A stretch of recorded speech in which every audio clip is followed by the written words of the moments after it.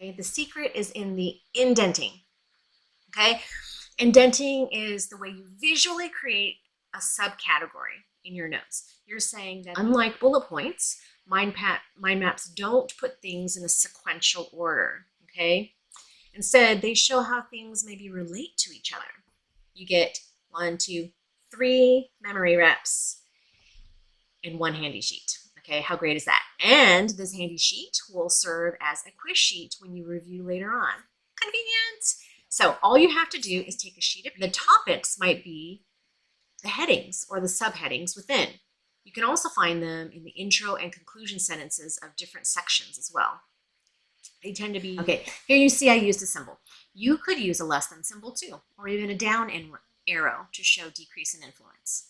Let's read another sentence. Then you can accept your quest or question, that is. What prized information is destined to be yours? Then he has you make an analogy for it. That means you have to relate it to something similar in the world. You could say, this is just like how a car works because of this, this, and this. Because hearing a teacher explain the material is super duper important. And so is participating, by the way, participating aloud with great questions or comments in class. Great way for auditory learners to learn better. Okay, so now that I have that essay due date, I'm going to plan backwards on how to get it done. What do I need to do for an essay? Well, let's say that it's due next Monday and that now I'm ready to dive in. Don't forget, practice makes perfect.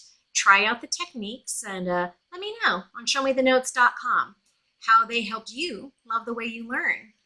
Thanks for joining me. Hope to see you again.